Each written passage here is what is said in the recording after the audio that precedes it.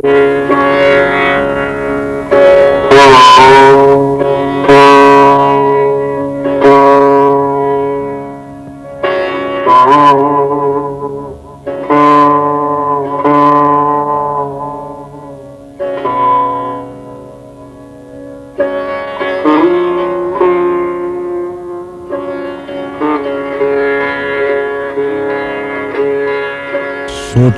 अगर रात न हो, सुबह उगे बढ़े, फैल जाए दिन सुनहरा और ठहर जाए समय।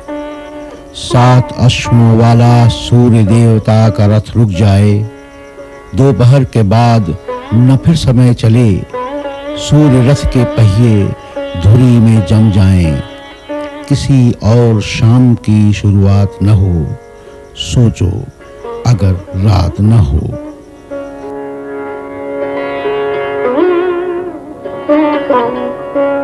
मेरी ये कविता आज कितनी सार्थक लग रही है मुझे। याद है मुझे वो दिन जब मैंने अपने जीवन में केवल चमकते सूर्य की, जगमगाते दिन की और मस्ती भरी शाम की कल्पना की थी।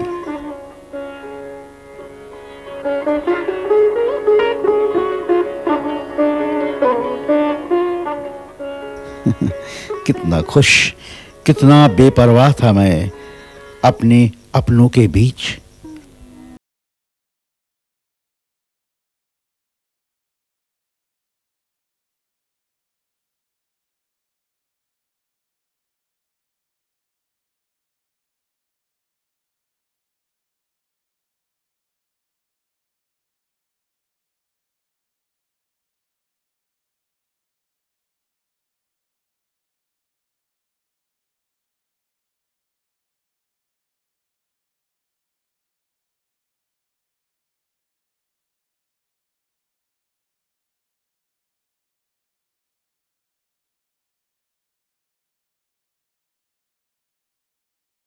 और मौत आकर सामने खड़ी हो जाएगी चुपचाप।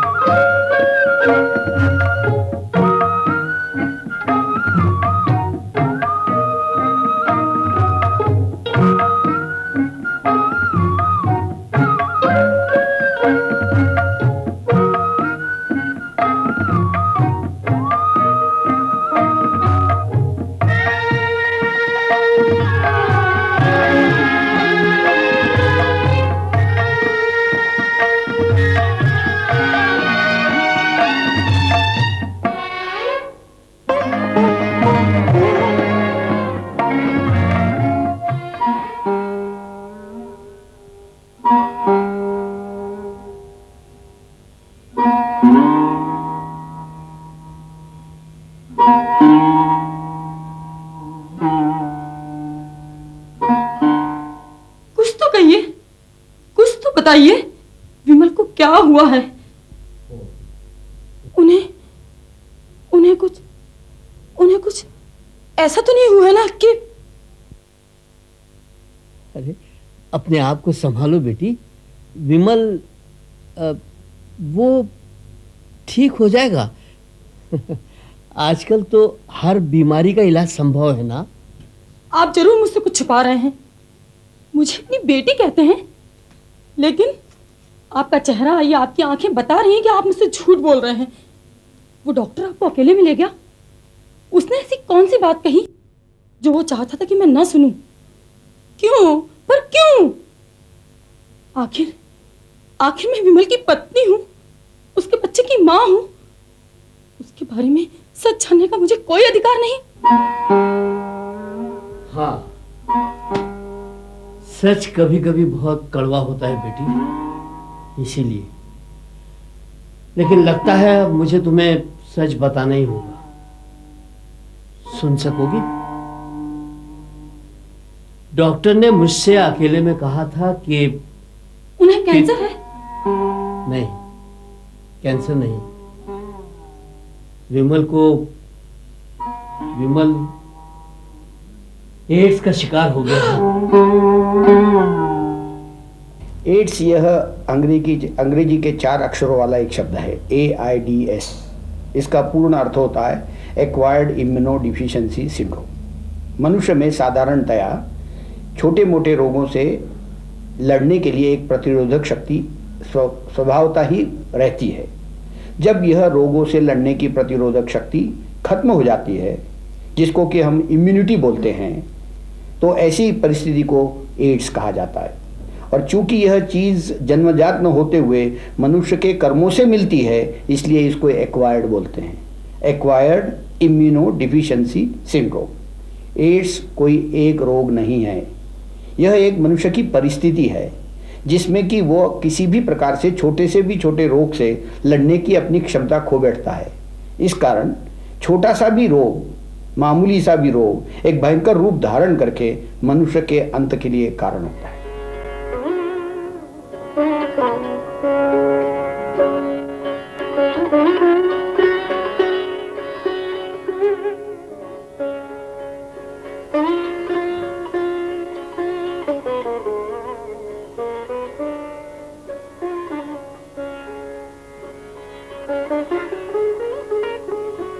सुना था, पढ़ा भी था कि एड्स कैसे होता है और इस प्राणलेवा बीमारी से कैसे बचा जाए।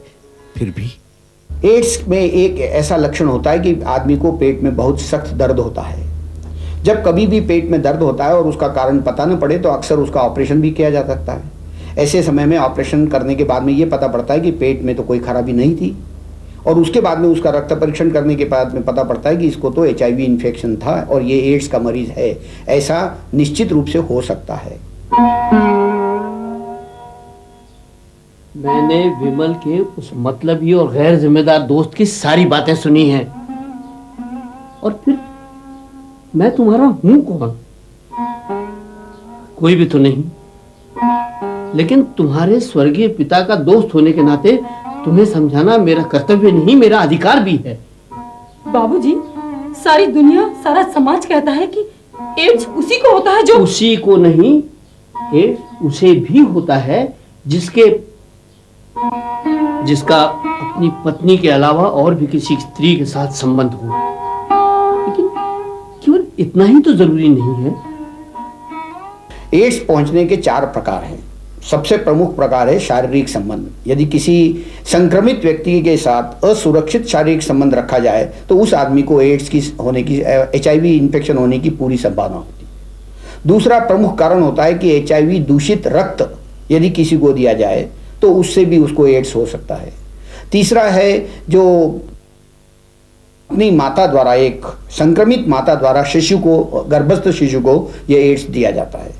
और चौथा एक रोग होता है जिससे कि दूषित सुई यदि लोगों ने उपयोग में ले आए तो एक दूषित व्यक्ति की सुई से उपयोग किया हुआ दूसरे व्यक्ति को भी यह एड्स रोग होता है। यह 4 प्रमुख कारण हैं और इन्हीं चार वजह से ही एक आदमी से दूसरे आदमी को एड्स हो सकता है।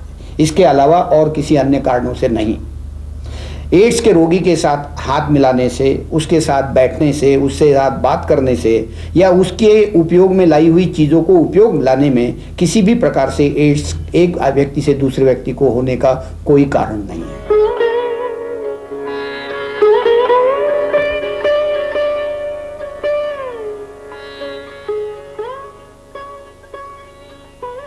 मैंने तो सदा पत्नी के साथ संबंध रखा है। सिर्फ किसी को छू लेने भर से या नाच देख लेने से तो एड्स नहीं हो जाता।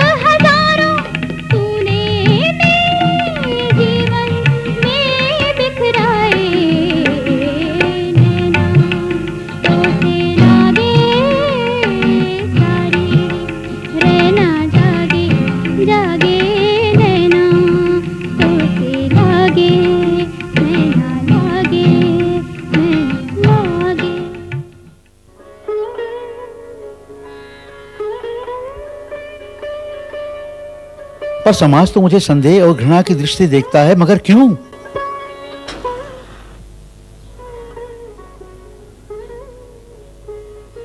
भाभी, विमल वैसे तो बड़ा ही दिलफेंक किस्म का आदमी है, पर कहीं और भी उसके संबंध हैं ये तो। भाई साहब, मैं तो किसी को मुंह दिखाने के काबिल नहीं रही। लोग तरह तरह की बातें करते हैं इनके संबंध में। मुझे भी अच्छा नहीं लगता है, उसके बारे में ऐसी बातें सुननी पड़ रही हैं। अब मेरी तो उसे देखने जाने की हिम्मत तक नहीं हो रही है। विमल का दोस्त हूं ना, तो लोग मेरे बारे में भी भाभी, आप तो जानती हैं, मैं तो बस अपने दफ्तर और अपने घर से मतलब रखने वाला आदमी हूं।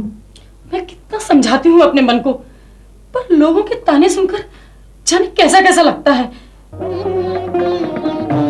विमल बोल नहीं पाते, लेकिन उनकी खामोश आंखें कितना कुछ कह जाती हैं मुझसे। जाने कब देख पाऊंगा मैं तुम्हें, कब प्यार से अपनी बच्ची के बालों को सहला सकूंगा। कब उसकी आंखों में झांक कर उसके सपने सहला पाऊंगा, जाने कब, जाने कब।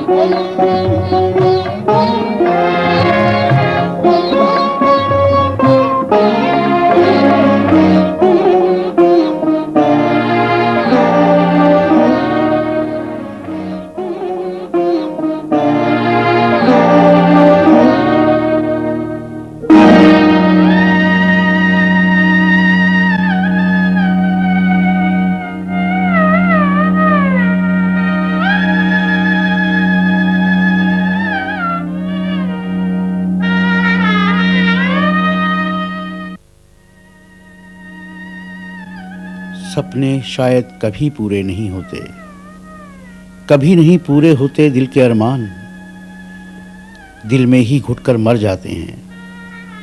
यही है नियति, शायद यही है। किस समाज और किस दुनिया की बातें तुम करती हो? तुम्हारे पिता की मृत्यु के बाद जिसने तुम्हें पूछा तक नहीं? नहीं अलका, नहीं।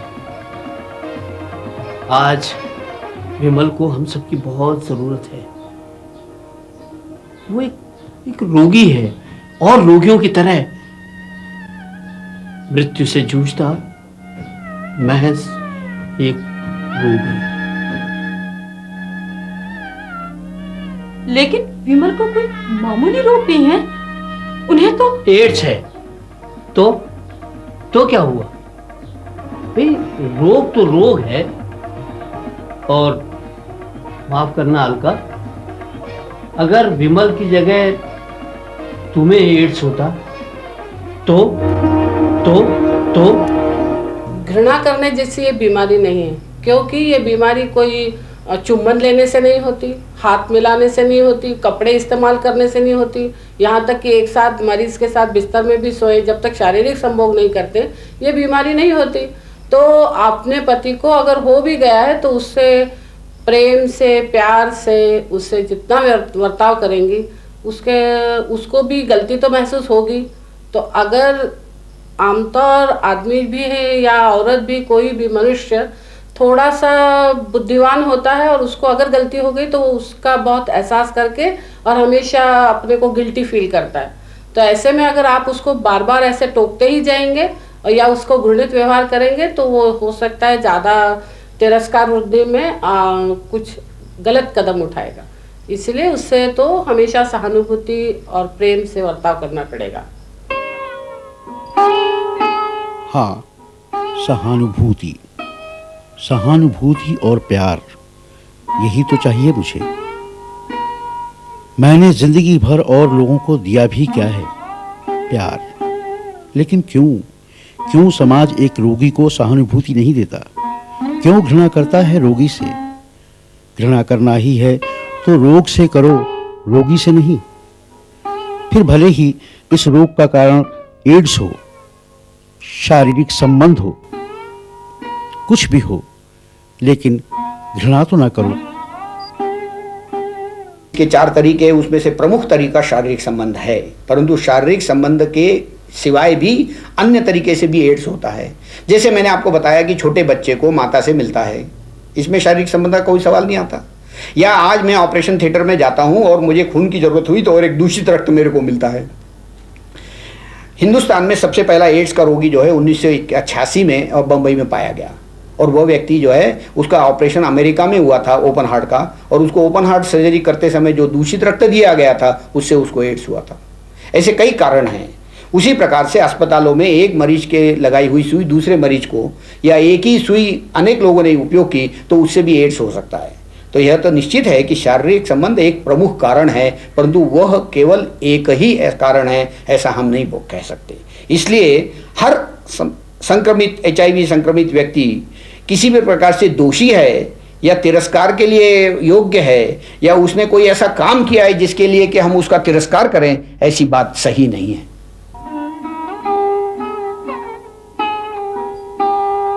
जिंदगी के अंतिम छोर पर खड़ा हूं मैं, देखता हूं अपने चारों ओर केवल सन्नाटा, सूनापन। मेरी खामोश आवाज अब भी पुकारती है तुम्हें, मेरी आंखें अब भी खोजती हैं तुम्हें। किंतु ये उदास शाम, ये ढलता सूरज, तट तक आकर लौटती लहरें, और मन के अश्व तो अभी भी खोजते हैं तुम्हें, अभी भी खोजते हैं वही सुनहरे पल, वही सुनहरे पल, वही सुनहरे पल।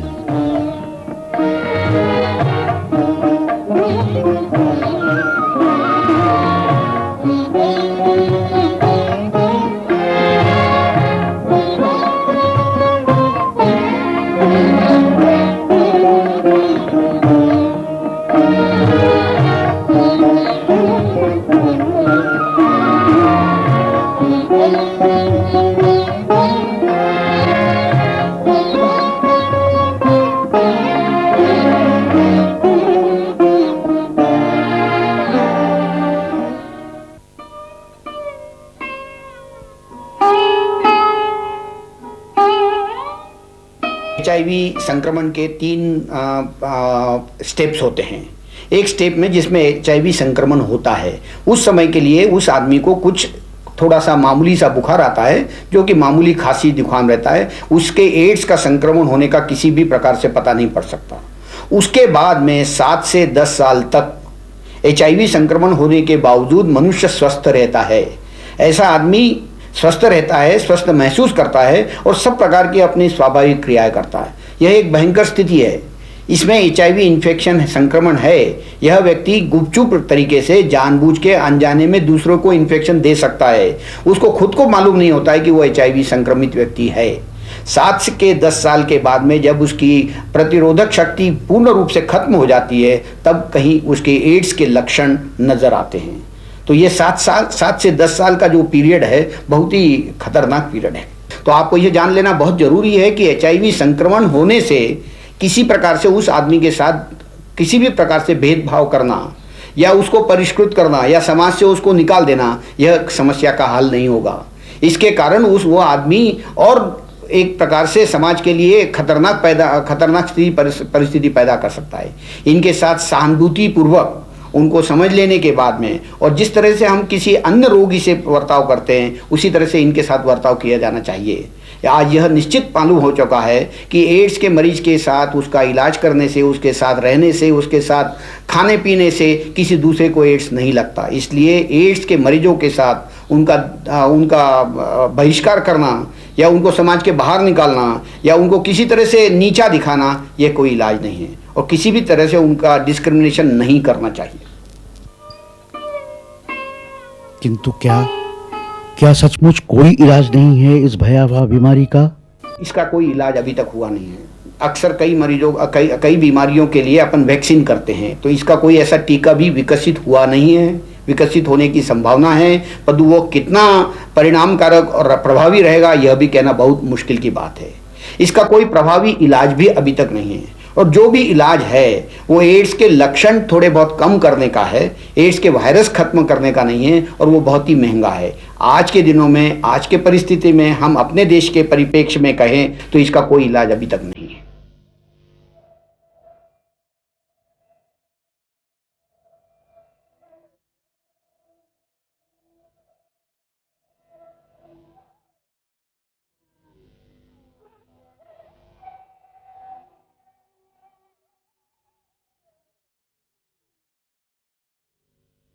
देखो, धीरज रखो। साइंस लगातार खोज में जुटी है। कोई नई दवा ढूंढ भी ली गई है। आज नहीं तो कल हम विजय पालेंगे इस खतरनाक एड्स पर भी।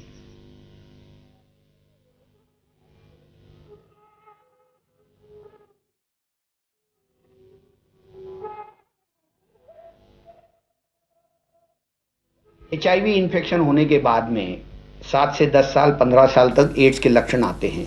आज ये देखा गया है कि 50% से अधिक लोगों को ये एड्स के लक्षण अवश्यंभावी होते हैं। 10 साल के अंदर ये 50% लोगों को एड्स के लक्षण होंगे। तो अब नज़र में आ रहा है पश्चिमी देशों में कि कई लोग ऐसे होते हैं कि जिनको HIV इन्फेक्शन होने के बावजूद भी 25 साल 30 साल तो और कभी कभी तो एड्स के लक्षण होते ही नहीं हैं। तो यह भी संभव है कि आज के आने वाले दिनों में हम बहुत सारे HIV इन्फेक्शन लोग होंगे जिनको एड्स नहीं होगा। इसलिए हम यही कहेंगे, एड्स के साथ जीना सीखो, एड्स का तिरस्कार मत करिए। एड्स HIV इन्फेक्टेड आदमियों के साथ किस प्रकार व्यवहार करना चाहिए यह जान लेना बहुत ज़रूरी है। इसमें दो चीज़ें हैं, एक तो HIV इन्फेक्शन खुद को न लगे, खुद को बचाएं, यह सबसे बड़ी बात है। और फिर जिसको HIV संक्रमण हुआ है उसके साथ बड़े अच्छे ढंग से व्यवहार किया जाए। यदि उसका अच्छी तरह से देखभाल किए जाए तो उसको निश्चित रूप से एड्स होने की संभावना और दूर होती चली जाएगी। हाँ, शायद कल मैं ठीक हो जाऊंगा। अपनी इस आपबीती के बाद मैं तो किसी एड्स के रोगों को घृणा से नहीं देख पाऊंगा, पर तब तक तो इस दर्द को, इस सामाजिक उपेक्षा को सहना ही पड़ेगा चुपचाप। सोचो अगर रात न हो, संभव है सारा जग जगमग हो जाए। सोचो अगर रात न हो, संभव है सारा जग जगमग हो जाए। साए खो जाएं दोपहर में, उजले ही उजले सब गांव में शहर में। लेकिन ये दिन तो रहेगा शरीर के बाहर। अंतर की कालिमा जो सदियों से बैठी है, सूर्य देवता के अश्व कैसे हटाएंगे। हिन हिना के हार के थक जाएंगे। जब तक न रीत जाए अंतर का अंधियारा, तब तक उजियारे